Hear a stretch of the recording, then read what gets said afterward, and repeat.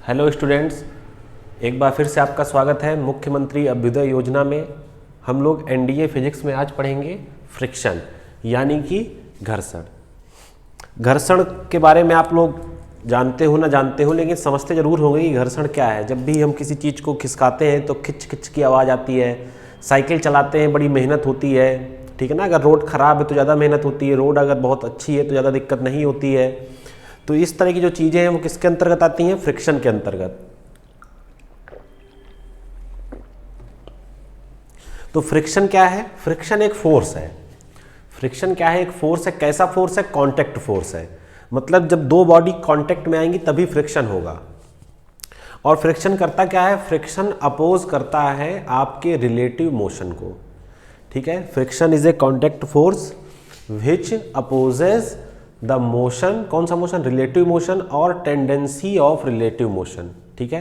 चलिए इसके बारे में लिखते हैं और इसको और भी डिटेल में समझेंगे हम लोग।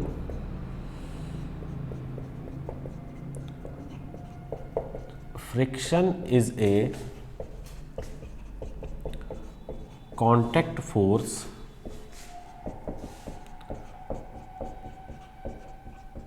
which opposes the relative motion or tendency of relative motion। जैसे आप साइकिल चला रहे हैं तो सड़क क्या चाहती है कि आप साइकिल ना चलाएं, तभी तो वो आपके टायर पर क्या लगाती है? फ्रिक्शन लगाती है। अब ये रिलेटिव मोशन का अपोज तो आपको समझ में आ रहा होगा, लेकिन ये टेंडेंसी ऑफ रिलेटिव मोशन का अपोज आप हो सकता समझ में ना आ रहा हो। तो चलिए इसको भी समझते हैं। टेंडेंसी ऑफ रिलेटिव मोशन मतलब मोशन हो नहीं रहा है, मोशन होना चाह रहा है। मतलब मोशन की शुरुआत होने वाली है, टेंडेंसी बन रही है, वहां पर भी अपोज हो रहा है। जैसे सपोज दैट आप सोचिए घर में आपको सोफा को खिसकाना है, तो आप थोड़ा सा फोर्स लगाते हैं, क्या सोफा खिसकता है? नहीं खिसकता। तो बात ये आती है कि अगर हमारा फ्रिक्शन केवल मोशन के टाइम पे लग रहा होता और सोफा तो अभी मूव कर नहीं रहा है, तो जो हमने फोर्स लगाया वो कहाँ गया? वो फोर्स आपका कहाँ गया? वो फोर्स फ्रिक्शन में गया, क्योंकि बॉडी मूव नहीं कर रही है, लेकिन बॉडी की टेंडेंसी है मूव करने की। आप चाह रहे हैं कि वो मूव करे, तो वहाँ पर जो फोर्स लग रहा है वो कौन सा फोर्स अपोज कर रहा है? आपके फोर्स को फ्रिक्शन का फोर्स अपोज कर रहा है। तो इसका मतलब ये है कि दो तरीके का फ्रिक्शन होना चाहिए। एक फ्रिक्शन तो तब होना चाहिए जब आपकी बॉडी मूव कर रही है, और एक फ्रिक्शन तब होना चाहिए जब बॉडी आपकी मूव नहीं कर रही है, जब मूव करने वाली है, मतलब टेंडेंसी है। तो बिल्कुल दो तरीके का फ्रिक्शन होता ही है। एक होता है काइनेटिक फ्रिक्शन और एक होता है स्टैटिक फ्रिक्शन। काइनेटिक फ्रिक्शन तब काम करता है जब बॉडी मूव करने लगती है, और स्टैटिक फ्रिक्शन तब काम करता है जब बॉडी की टेंडेंसी बन रही होती है मूव करने की, लेकिन मूवमेंट स्टार्ट नहीं हुआ होता है।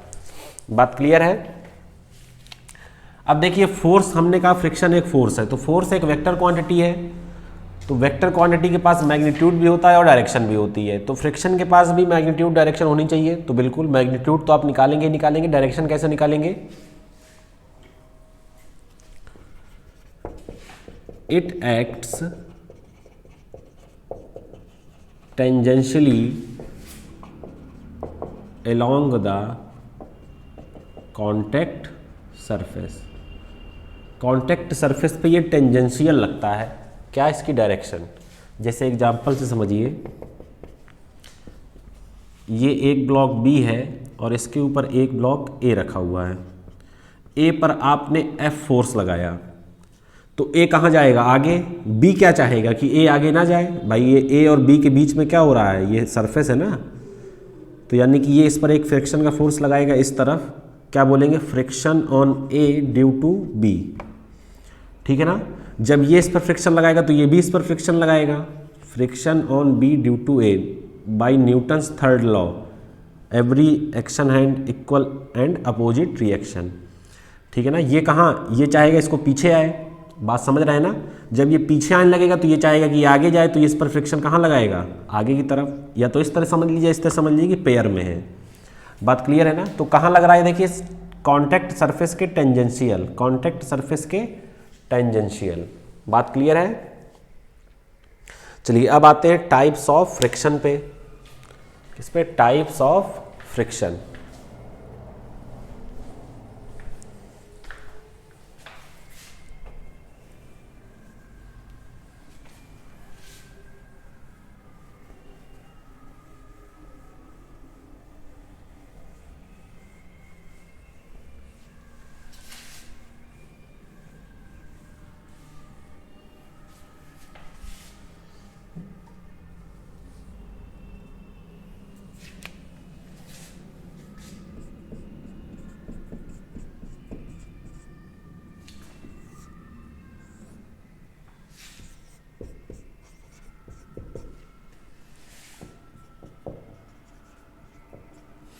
स्टैटिक फ्रिक्शन और काइनेटिक फ्रिक्शन।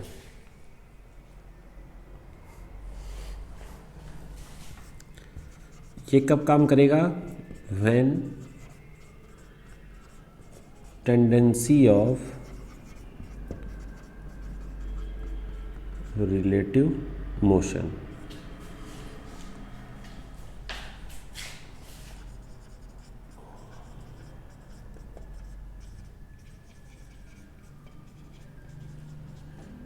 ये कब काम करेगा? When there is a relative motion. Relative motion हो, यहां पर टेंडेंसी है, मतलब बॉडी अभी भी यहां पर रेस्ट में है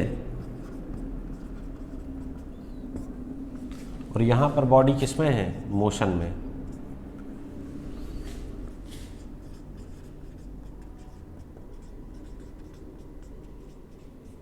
ठीक है ना? स्टैटिक कब लग रहा है? जब टेंडेंसी है, यानी कि बॉडी अभी भी रेस्ट में है। काइनेटिक कब लग रहा है? जब बॉडी मोशन में है, रिलेटिव मोशन हो रहा है। ठीक है ना? तो चलिए एक एक करके पढ़ते हैं। पहले हम लोग पढ़ेंगे काइनेटिक फ्रिक्शन को। ठीक है ना?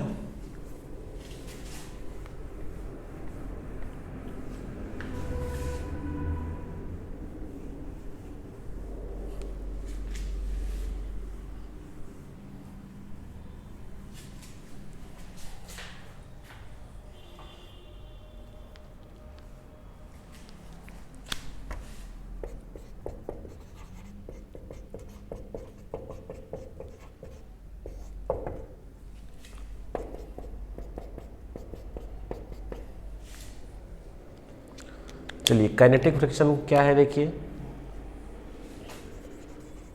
When there is relative motion. ठीक है ना? कैसा होता है? ये कांस्टेंट होता है। कांस्टेंट का मतलब does not depend on velocity. मतलब जैसे आप साइकिल किसी रोड पर चला रहे हैं, तो चाहे आप साइकिल 10 की स्पीड से चलाएं, चाहे 20 की स्पीड चलाएं, चाहे 100 की स्पीड से चलाएं, फ्रिक्शन अगर 2 न्यूटन का है तो वो 2 न्यूटन का ही रहेगा, चाहे आपकी साइकिल तेज चल रही हो, चाहे आपकी साइकिल धीमे चल रही हो। कौन सा फ्रिक्शन? Kinetic friction. कब की बात है? जब साइकिल चल रही हो। ठीक है ना? तो बात समझिएगा कि काइनेटिक फ्रिक्शन जो होता है वो कांस्टेंट होता है, वो स्पीड पर डिपेंड नहीं करता। अब होता क्या है, दिखाते हैं। एफ के से प्रोपोर्शनल होता है एन के। प्रोपोर्शनलिटी हटाइए तो एफ के बराबर म्यू के एन। क्या आ गया? म्यू के एन, जहां एन क्या है? आपका नॉर्मल है। एन क्या है? आपका नॉर्मल। और म्यू के क्या है? Coefficient of kinetic friction. ठीक है? Coefficient of kinetic friction. तो एफ के बराबर क्या आ गया? म्यू के एन। डायरेक्शन आप जान ही रहे हैं। डायरेक्शन क्या हो जाएगी? Such as to oppose relative motion. Direction इस तरह होगी जिस तरह की रिलेटिव मोशन का अपोज करना चाह रहा हो, यानी कि मोशन के जस्ट अपोजिट। क्लियर है बात? ठीक है, ये काइनेटिक फ्रिक्शन के बारे में नोट कर लीजिए जरा इतना, फिर आगे क्वेश्चन कराते हैं।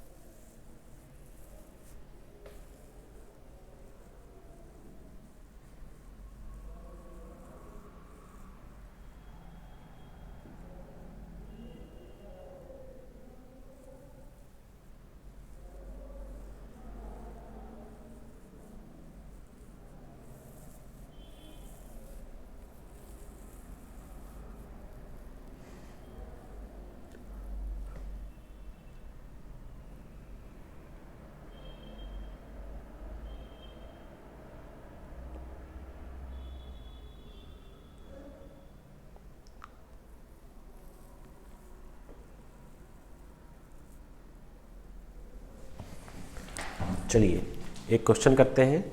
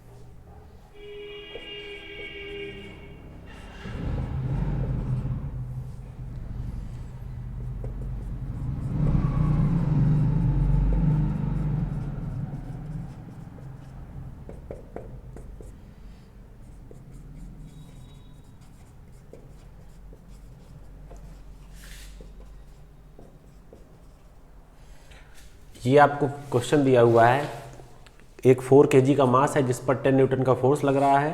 सरफेस और ब्लॉक के बीच का जो कोफिशिएंट ऑफ फ्रिक्शन है वो 0.2 है। आपसे कह रहा है फाइंड फ्रिक्शन फोर्स, और दूसरे में पूछ रहा है कि बताइए 4 kg के ब्लॉक का एक्सेलरेशन क्या होगा। भाई आप फोर्स लगा रहे हैं ना, तो वो मूव करेगा, तो कितना एक्सेलरेशन होगा। ट्राई करिए, फ्री बॉडी डायग्राम बनाइए। जब भी क्वेश्चन करना हो तो पहले क्या बनाते हैं, free body diagram. Free body diagram बनाना सबको आता होगा। फ्री बॉडी डायग्राम बनाएं, क्वेश्चन को सॉल्व करने का प्रयास करें।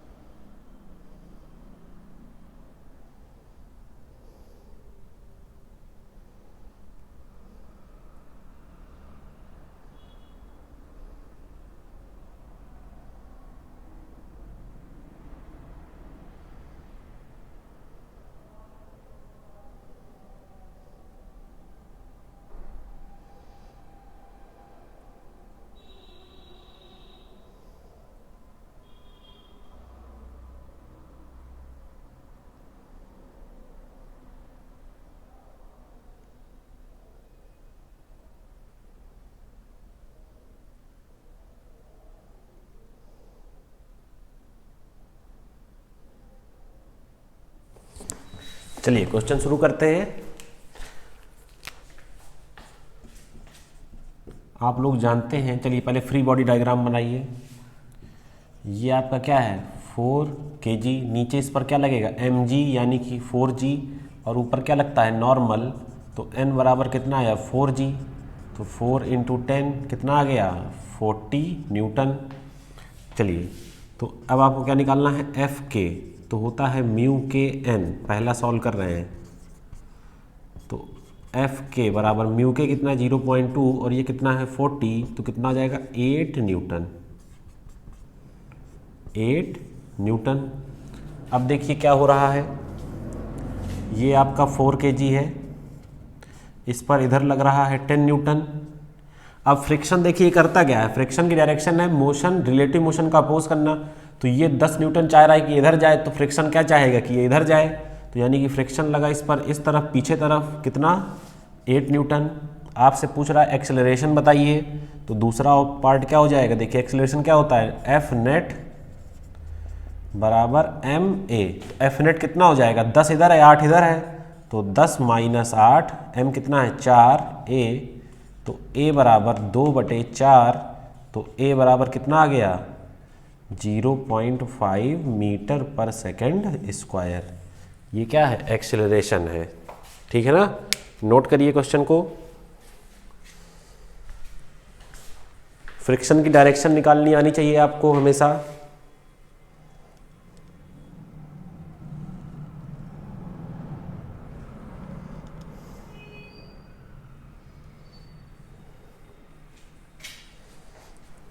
नोट कर लें।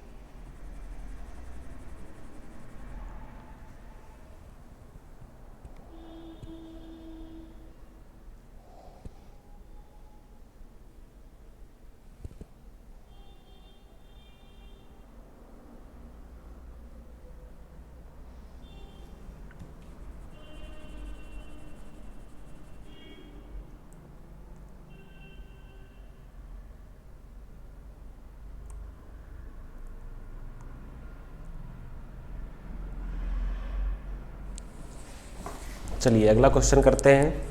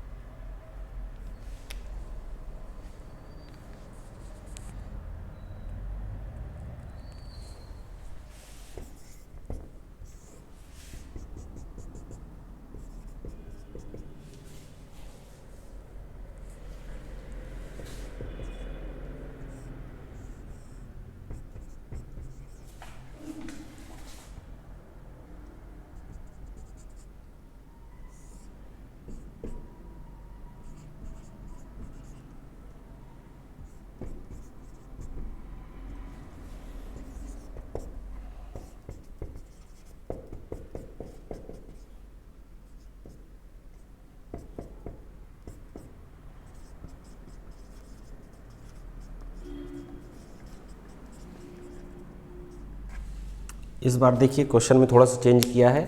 फोर्स को अब ये 45 के एंगल पर लगा रहे हैं, म्यू के आपको 0.3 दिया है, आपसे पूछ रहा है कि पहले आपको क्या बताना है, फ्रिक्शन बताना है और फिर क्या बताना है, एक्सेलरेशन। ठीक है, तो एक बार इसको ट्राई करके देखें आप लोग, वैसा ही क्वेश्चन है। इस बार फोर्स एंगल में, तो फोर्स को क्या करेंगे, पहले रिजॉल्व करेंगे। ठीक है ना, फोर्स को रिजॉल्व करिए और फिर क्या करिए, आंसर निकालिए फ्री बॉडी डायग्राम बनाकर। फ्री बॉडी डायग्राम बनाना आना चाहिए आप लोगों को।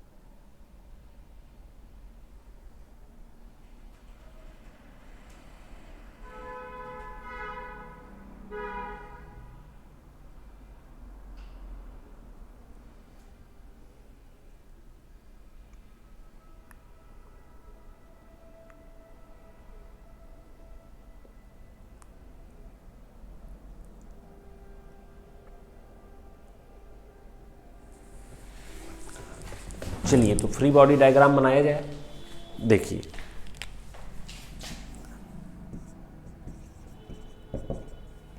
ये है आपका 4 kg, ठीक है ना, नीचे इस पर क्या लग रहा है 4g, ऊपर क्या लगेगा नॉर्मल।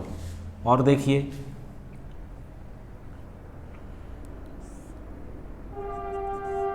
ये 45 है, तो यहाँ लग रहा है 10√2, तो यहाँ कितना लगेगा 10√2 cos 45 कितना 1/√2। और देखिए दूसरा फोर्स कहाँ लगेगा, नीचे लगेगा डाउनवर्ड, कितना लगेगा 10√2 sin 45, वो भी कितना होता है 1/√2। देखिए इसकी वैल्यू भी कितनी आई 10 और इसकी वैल्यू भी कितनी आई 10 न्यूटन। ठीक है ना, तो इसको और अच्छा अगर आपको साफ बनाना हो तो आप यहाँ बना सकते हैं। नीचे देखिए 4g लग रहा है और नीचे कौन सा फोर्स लग रहा है इस पर 10 न्यूटन का, ऊपर इस पर नॉर्मल लग रहा है। ठीक है ना, और इस तरफ इस पर लग रहा है 10 न्यूटन का एक फोर्स। ठीक है ना, ये इसका क्या हो गया FBD। बात क्लियर है, FBD। माफ़ करिएगा ये नीचे नहीं लगेगा फोर्स, ये फोर्स कहाँ लगेगा ऊपर लगेगा, थोड़ा सा देखिए गलती है। हाँ देखिए ये एक ऐसे कंपोनेंट गया, दूसरा कंपोनेंट ऐसे नहीं जाएगा ना, दूसरा कंपोनेंट कैसे जाएगा ऊपर जाएगा 10√2 1/√2। अरे देखो एक वेक्टर अगर ऐसे है तो उसके कंपोनेंट मतलब रिजल्टेंट हमेशा बीच में रहता है ना, अगर इसको नीचे बना देंगे तो ये रिजल्टेंट बीच में कहाँ रहेगा। तो ये ऊपर, ये नीचे 4g हो गया, ऊपर n हो गया और एक ऊपर क्या है 10 न्यूटन। अब चलिए इक्विलिब्रियम में क्या हो जाएगा, ऊपर का फोर्स नीचे का फोर्स बराबर, तो n + 10 बराबर 44g है ना, तो 4 × 10, तो n कितना आया 30 आ गया।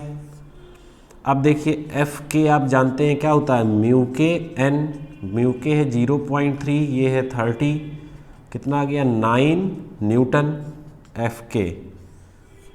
ये कहाँ जाएगा, ये बॉडी कहाँ जाएगी आगे, तो एफ के कहाँ लगेगा यहाँ। ठीक है ना, तो एफ के लग रहा है कहाँ पीछे ऐसे, कितना 9 न्यूटन। तो देखिए एक्सेलरेशन निकालना है तो एफ नेट बराबर एम ए, एफ नेट क्या हो जाएगा 10 - 9, एम कितना है 4 ए, तो ए बराबर 1/4, तो ए बराबर 0.25 मीटर पर सेकंड स्क्वायर। ये क्या आ गया एक्सेलरेशन आ गया, नोट कर लें।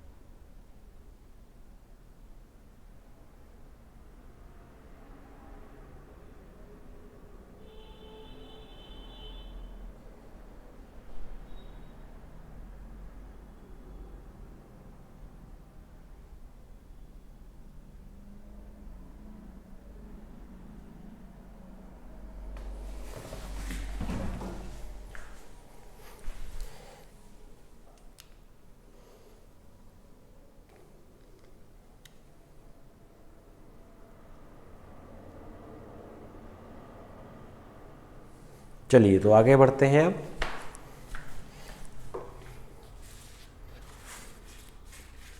चलिए एक और क्वेश्चन, फिर उसके बाद बढ़ेंगे स्टैटिक फ्रिक्शन की तरफ।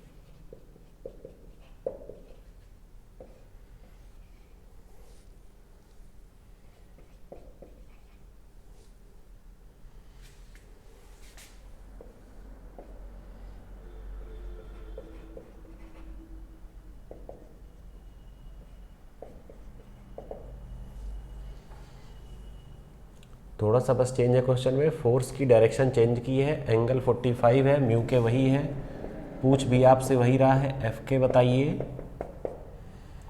और एक्सीलरेशन ऑफ 4 kg। चलिए ये वाला तो आप लोग कर ही लेंगे, करिए।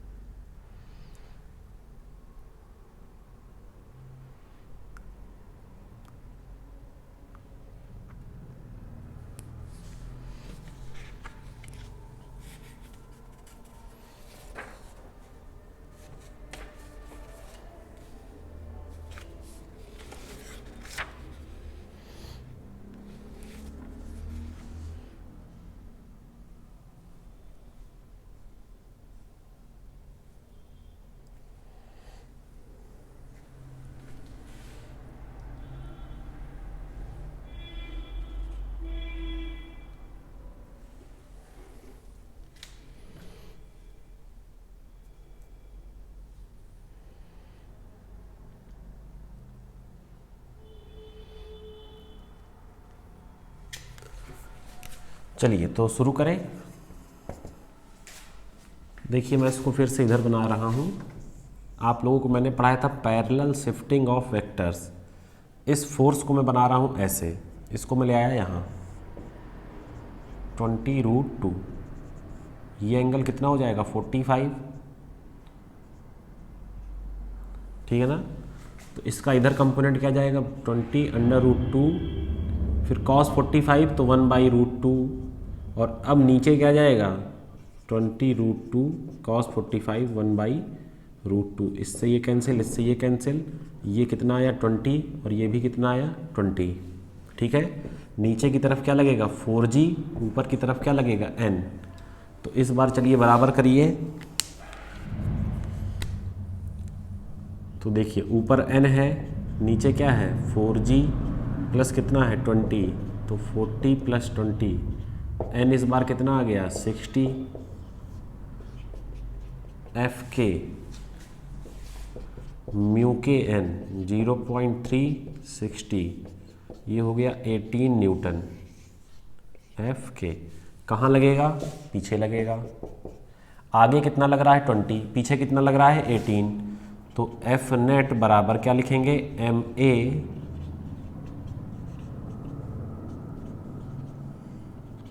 टू बराबर 4a, तो a बराबर 0.5 मीटर पर सेकेंड स्क्वायर। क्या आ जाएगा ये एक्सेलरेशन, ठीक है, नोट करिए।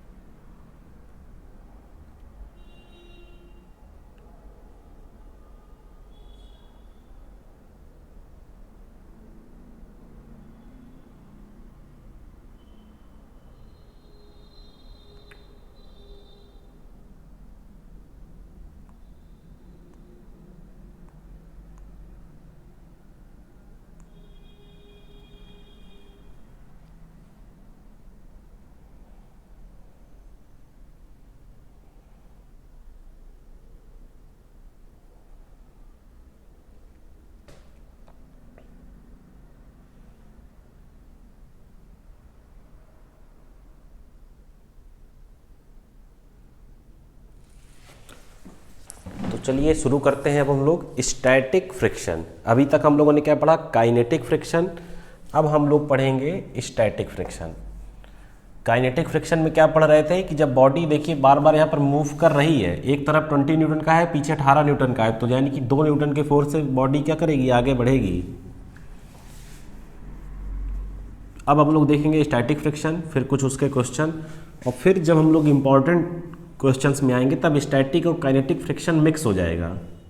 मतलब ये आपको देखना पड़ेगा कि बॉडी चलेगी या नहीं चलेगी। चलिए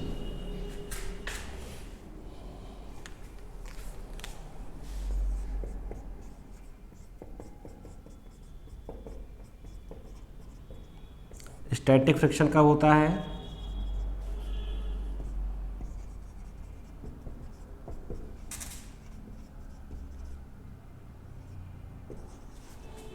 when there is tendency of relative motion। वहाँ पर क्या होता था, कांस्टेंट, यहाँ पर ये कैसा फोर्स है, वेरिएबल फोर्स है, ठीक है ना। और इसको हम लोग और क्या बोलते हैं, सेल्फ एडजस्टिंग। वेरिएबल है और कैसा है, सेल्फ एडजस्टिंग, अपने आप को एडजस्ट करता रहता है। कैसे करता है अभी देखेंगे। इसकी जो वैल्यू है वो 0 से Fs Fl, जहाँ Fl बराबर है F लिमिटिंग, और F लिमिटिंग बराबर होता है म्यू एस इंटू एन, जहाँ म्यू एस है आपका कोफिशिएंट ऑफ स्टैटिक फ्रिक्शन। अब दो चीज़ें याद रखिएगा। पहली बात तो स्टैटिक फ्रिक्शन का कोई फॉर्मूला नहीं है, फॉर्मूला लिमिटिंग फ्रिक्शन का होता है म्यू एस इंटू एन।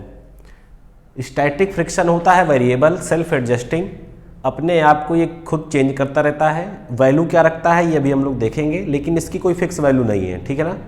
इसीलिए जब कोई फिक्स वैल्यू नहीं है तो कोई फिक्स फॉर्मूला नहीं है। फॉर्मूला किसका है, लिमिटिंग का।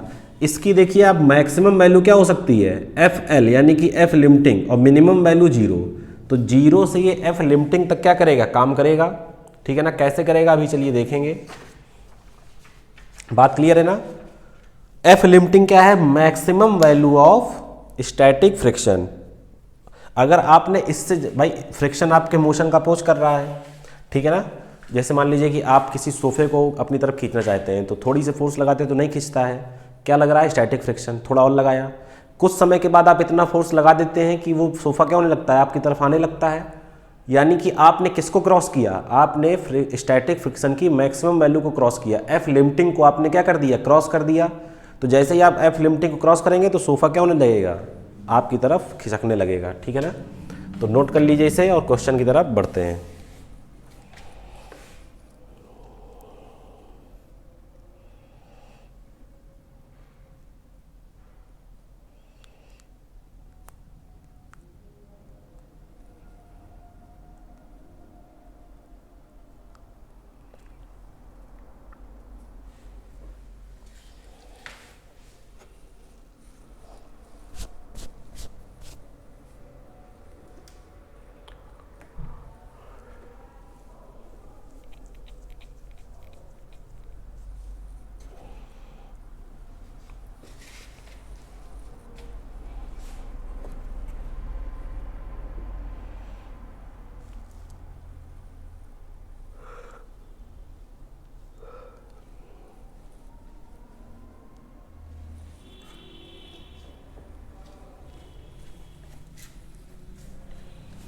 ठीक है, तो चलिए बढ़ते हैं न्यूमेरिकल की तरफ।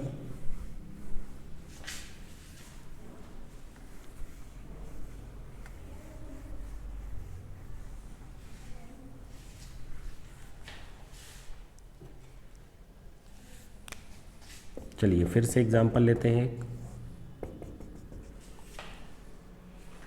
म्यू एस इस बार आपको दिया है 0.2, ये 4 kg का एक ब्लॉक है, 6 न्यूटन का इस पर हम लोग फोर्स लगा रहे हैं, ठीक है। तो आपसे पूछ रहा है नंबर 1 फ्रिक्शन फोर्स बताइए,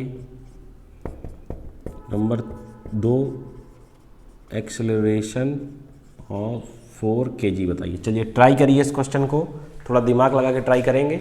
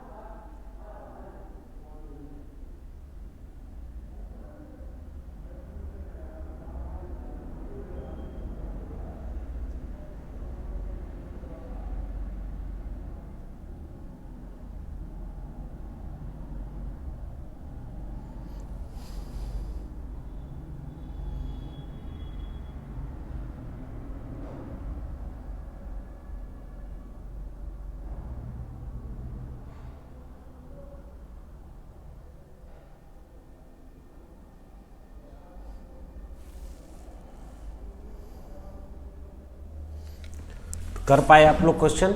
चलिए कुछ नहीं करना, बना लीजिए इसका क्या फ्री बॉडी डायग्राम। तो नीचे कितना लगेगा 4g, ऊपर कितना लगेगा n, n बराबर कितना आया 40।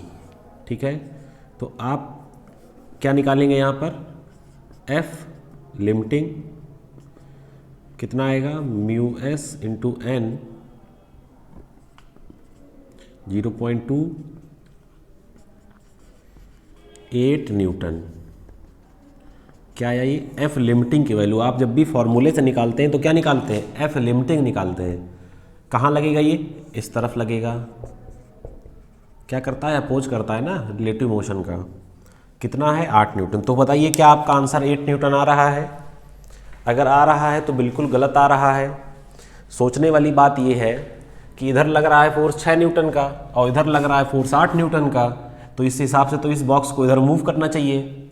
मतलब आप घर में सोफे को क्या कर रहे हैं, धक्का दे रहे हैं कि वो आगे जाए और आगे न जाके वो पीछे आ रहा हो। ऐसा होता है क्या? ऐसा होता है केवल हॉरर मूवीज़ में, रियल में ऐसा नहीं होता कि आप किसी चीज़ को धक्का दें आगे की तरफ और वो आए पीछे की तरफ। भाई यहाँ पर यही तो हो रहा है, आप 6 न्यूटन जिसको धक्का दे रहे हैं और 8 न्यूटन का फोर्स इधर है। अगर अकॉर्डिंग टू आपके अगर आंसर 8 न्यूटन है फॉर्मूले से, तो 8 न्यूटन का फोर्स इधर लगना चाहिए, यानी कि इधर का फोर्स ज़्यादा तो इसको पीछे आना चाहिए। तो अब याद करिए, मैंने आपको बताया था कि जो आपका एफ होता है स्टैटिक फ्रिक्शन, वो सेल्फ एडजस्टिंग फोर्स है। वो कैसा है, सेल्फ एडजस्टिंग। तो वो अपने आप को एडजस्ट करेगा। कितना एडजस्ट करेगा, इतना एडजस्ट करेगा जिससे कि ये बॉडी मूव ना करे। तो देखिए एफ एस कितना हो जाएगा आपका, ये एफ लिमिटिंग निकाला, एफ एस कितना है 6 न्यूटन। अब बात आती है कैसे क्या याद रखना है कि कब कितना एडजस्ट कराना है। तो अगर देखिए अब यहाँ पर पॉइंट वाइज लिखते हैं, if F limiting is greater than F applied, अगर एफ लिमिटिंग एफ अप्लाइड से बड़ा है तो जो आपका एफ एस होगा वो एफ अप्लाइड के बराबर होगा। देखिए एडजस्ट करके ये कम भी नहीं कर सकता। मान लीजिए इसमें 4 न्यूटन कर लिया तो ये 4 न्यूटन हो जाएगा, ये 2 न्यूटन हो जाएगा और ये आगे भागने लगेगा, तो ये भी संभव नहीं है। कितना एडजस्ट करेगा? अगर एफ लिमिटिंग एफ अप्लाइड से क्या है, बड़ा है, तो जो एफ स्टैटिक होगा वो किसके बराबर होगा? F applied. If F limiting छोटा हो किससे? एफ अप्लाइड से, then body starts to move and kinetic friction works। अब देखिए अगर आपने F अप्लाइड F लिमिटिंग से ज़्यादा कर दिया, मैंने पहले बताया था कि फ्रिक्शन की एक लिमिटिंग वैल्यू है, उससे ज़्यादा अगर आप फोर्स लगाएंगे तो बॉडी मूव करेगी। जब बॉडी मूव करेगी तो कौन सा फ्रिक्शन काम करेगा? Kinetic friction.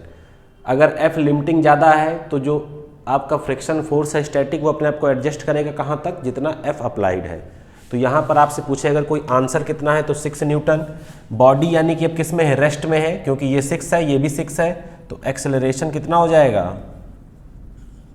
एक्सेलरेशन कितना हो जाएगा? 0। एक आंसर ये, एक आंसर ये, नोट कर लीजिए।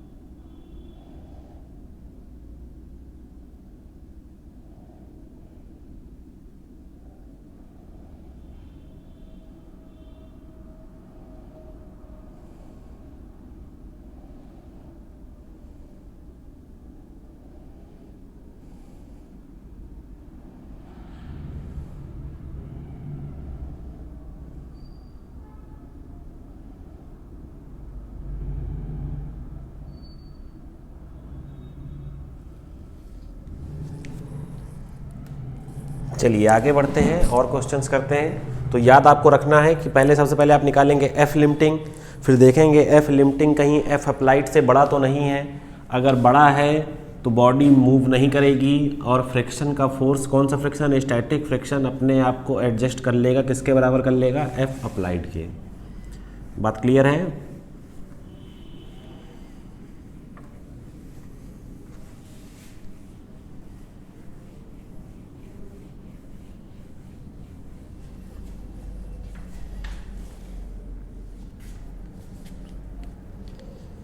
चलिए एक और देखते हैं।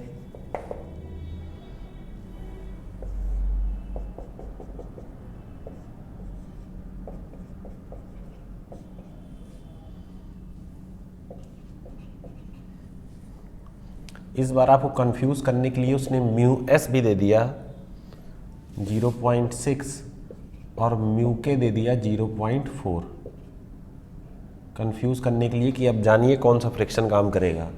और आपसे कह दिया फाइंड फ्रिक्शन एंड एक्सेलरेशन। देखिए काम हर बार वही रहेगा।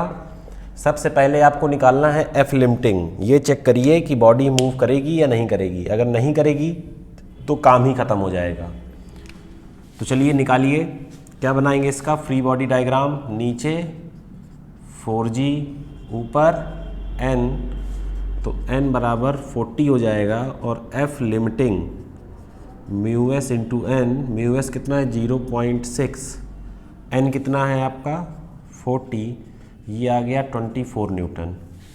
क्या लिखेंगे? Since F limiting is greater than F applied, F applied कितना है 20, दिस इम्प्लाइज एफ एस बराबर 20 न्यूटन। बॉडी का जो स्टैटिक फ्रिक्शन है वो कितना हो जाएगा? जितना एफ अप्लाइड है। And body will be at rest, this implies acceleration क्या हो जाएगा? 0 हो जाएगा। ठीक है ना। एफ लिमिटिंग जो है वो क्या है? ज़्यादा है किससे? एफ अप्लाइड से। बात क्लियर है ना? नोट करें।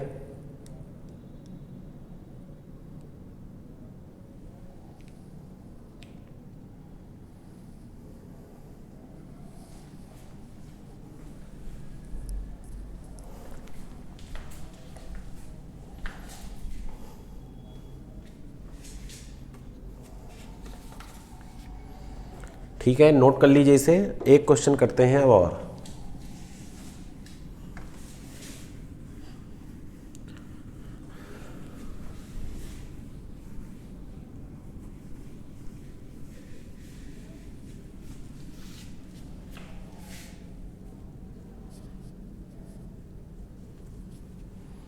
थोड़ा सा क्वेश्चन में चेंज किया है।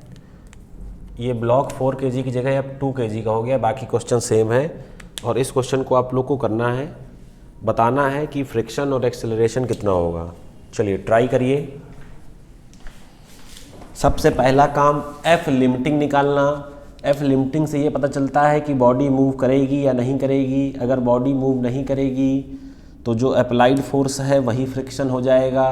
अगर बॉडी मूव करेगी तो फिर काइनेटिक फ्रिक्शन निकालेंगे और फिर क्या निकालेंगे? एक्सेलरेशन।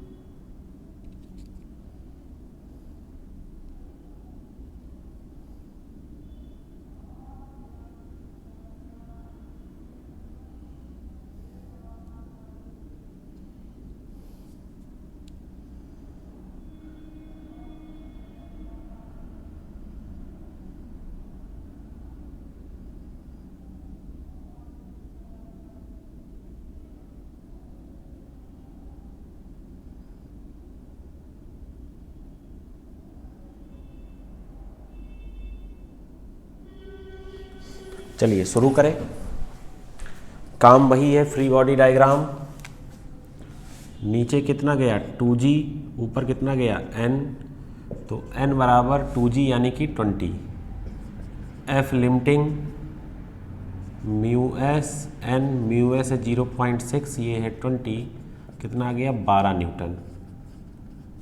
देखिए क्या है, एफ लिमिटिंग आपका छोटा है किससे, एफ अप्लाइड से। So body will move. अब बॉडी जब मूव करेगी तो कौन सा फ्रिक्शन काम करेगा, काइनेटिक फ्रिक्शन। तो अब आप लगाएंगे एफ के बराबर म्यू के इंटू एन। म्यू के है 0.4 और एन है 20, कितना आया 8 न्यूटन। यानी कि इस बॉडी पर पीछे की तरफ कितना लगेगा, एफ के 8 न्यूटन, आगे कितना लग रहा है 20 न्यूटन। तो एफ नेट बराबर एम ए कितना हो गया, देखिए 20 माइनस 8 2 ए, तो ये कितना हो गया 12 2 ए। तो ए बराबर 6 मीटर पर सेकेंड स्क्वायर। नोट कर लीजिए, ठीक है ना। तो काम आपको समझ में आया क्या करना है। पहला काम है आपका एफ लिमिटिंग निकालना, फिर देखना कि एफ लिमिटिंग क्या एफ अप्लाइड से बड़ा है या नहीं। अगर बड़ा है तो बॉडी मूव नहीं करेगी, अगर छोटा है तो बॉडी मूव करेगी और आपका काइनेटिक फ्रिक्शन काम करने लगेगा, ठीक है ना। चलिए नोट कर लीजिए।